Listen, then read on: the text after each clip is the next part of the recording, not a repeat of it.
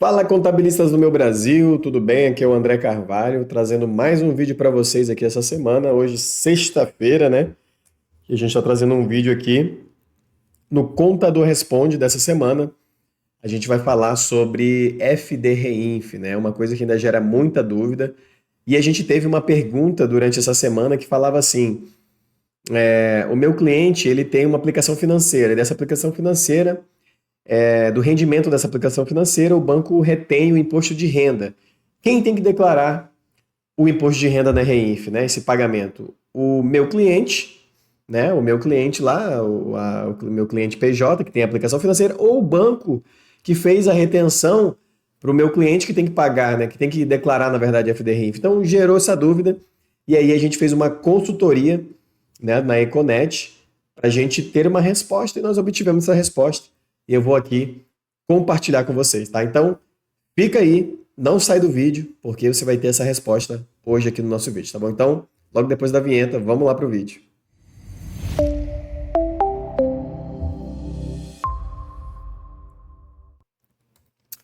Fala pessoal, voltamos aqui agora com a tela do meu computador compartilhada e nós estamos aqui no, na Econet, tá?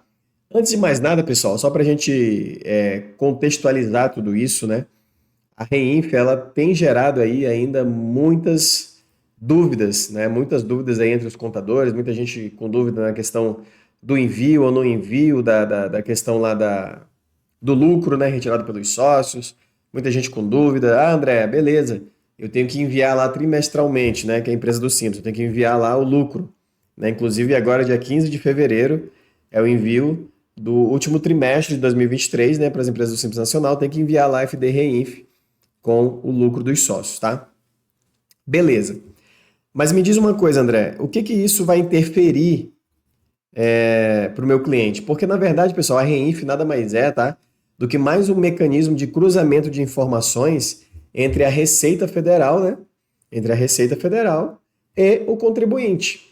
Então, se o contribuinte lá tira um dinheiro da empresa, automaticamente ele vai aí ter que fazer essa retirada e vai ter que lançar, declarar essa retirada, né? Vamos fazer um exemplo aqui muito prático? Vamos fazer um exemplo prático aqui para vocês. Eu não ia nem fazer isso aqui nesse vídeo, mas já vou aproveitar, vou fazer isso aqui nesse vídeo aqui para a gente aproveitar, já que a gente está falando desse tema FDRENF. No final, eu falo qual foi a resposta lá que a gente teve lá da consultoria, tá?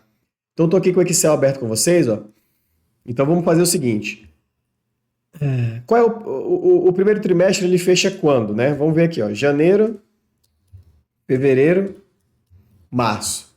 Isso daqui, pessoal, o que que é? É primeiro trimestre, beleza? Deixa eu só arrumar a fórmula aqui para ficar certinho, né? O alinhamento aqui, ó. Colocar centro também. Então, é o primeiro trimestre. Tá aqui, ó.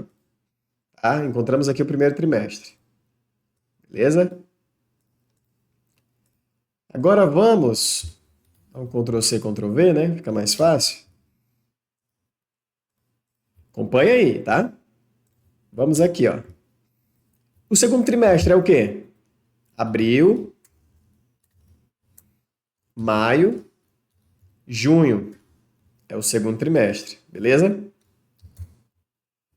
É o segundo trimestre. Vamos agora aqui para o terceiro trimestre. O que é o terceiro trimestre, pessoal?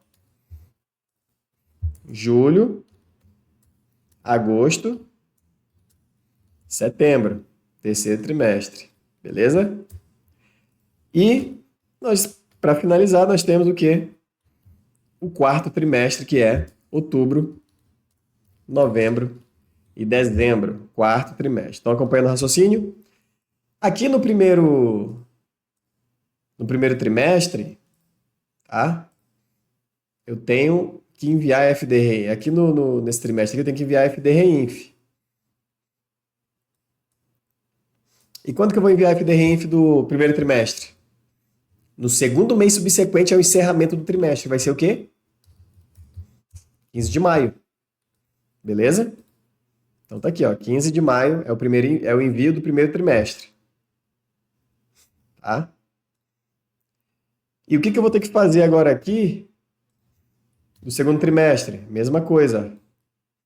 Então, é o segundo mês subsequente ao encerramento do trimestre. Então, abril, maio, junho, julho, agosto. Então, 15 de agosto. Isso aqui é para a empresa do Simples, tá, pessoal? Para as empresas do Simples. Aí eu venho aqui de novo. Terceiro trimestre, julho, agosto, setembro. Então, pula outubro e novembro. Eu envio o terceiro trimestre. E o quarto trimestre, eu envio quando? Dezembro, janeiro, 15 de fevereiro, que nós estamos em fevereiro agora. Você vai enviar o quarto trimestre lá de 2023, né? Outubro, novembro, dezembro. Beleza. Então, isso aqui para as empresas do Simples é o beabá. É o que você tem que fazer. André, mas beleza, como que eu vou informar, pelo amor de Deus, esse lucro lá do sócio? Amigo, é o seguinte, a tua empresa é de quê? Essa empresa. Qual é o ramo de atividade dela? Serviço. Beleza. Vamos seguir o raciocínio aqui, ó. Faturamento. Quanto que ela teve de faturamento no primeiro trimestre? Vou colocar aqui 100 mil reais. Ok? Quanto que ela teve de faturamento no segundo trimestre? 150 mil reais. Beleza? Quanto que ela teve de faturamento no terceiro trimestre? 200 mil reais. E quanto que ela teve de faturamento no quarto trimestre? 180 mil reais. Pronto. Valores aleatórios aqui, só para a gente entender. Então, você pode fazer pela presunção, ou você pode fazer também pelo balancete. Que aí a gente usa, nos dois termos aqui, a gente usa antecipação de lucro, tá? Então, beleza. Esse cara aqui faturou 100 mil no trimestre. Eu não tenho o balancete dele fechado ainda, né? Eu vou fazer o como aqui então, André? Né? Eu vou fazer da seguinte forma. Igual 100 mil vezes 32%, 32 mil, tá? 32 mil. Esses 32 mil é menos, tá? Deixa eu... Aí desses 32 mil aqui, você vai tirar aqui, ó, menos o IRPJ pago no Simples Nacional, tá? E aqui vamos dizer que o RPJ aqui foi de, sei lá, hipoteticamente, em cima de 100 mil, vamos colocar aqui um valor aqui, só pra gente, é hipotético, tá, pessoal? Não é o valor exato, vamos colocar 1%. Vamos dizer que tenha sido R$ 1.000 o imposto de renda, tá? R$ 1.000, então, automaticamente, isso aqui é empresa do Simples, tá, pessoal? Deixando bem claro. Então, automaticamente, esse cara aqui vai poder distribuir no trimestre 31 mil reais. Beleza? Então, você vai lá na Reinf, vai informar que o cara... Ah, André, mas o cara tirou...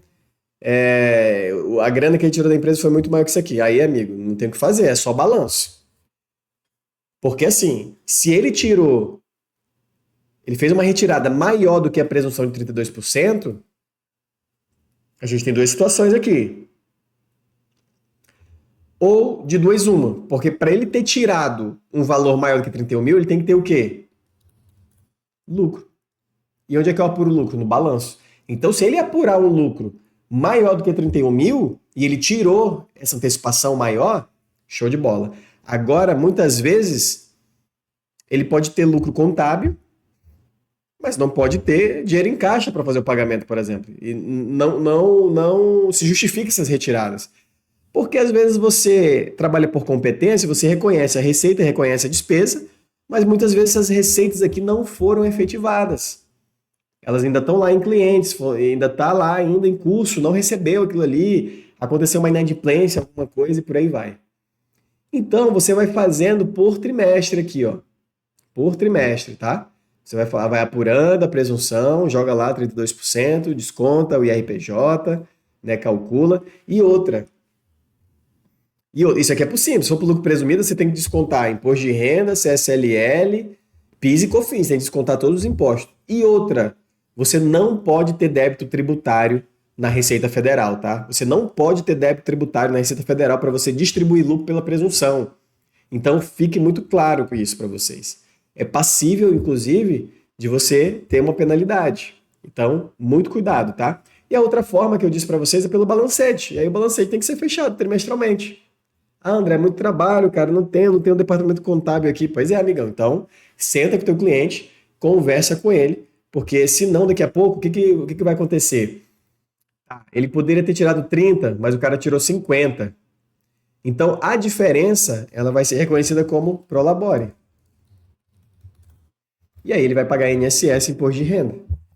Tá? Então, muito cuidado para que vocês não caiam aí nessa questão, tá?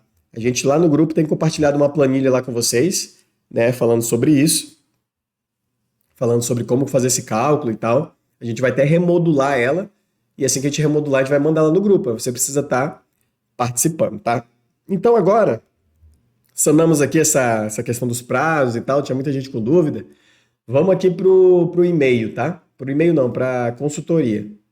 Então, o cliente perguntou, André, mandou lá o relatório, e aí eu fiz a pergunta, lá para a nossa consultoria da Econet. Boa tarde, prezados. Meu cliente é do lucro presumido e tem aplicações financeiras no Banco Itaú, onde mensalmente o banco desconta o imposto de renda sobre o rendimento da aplicação, ok?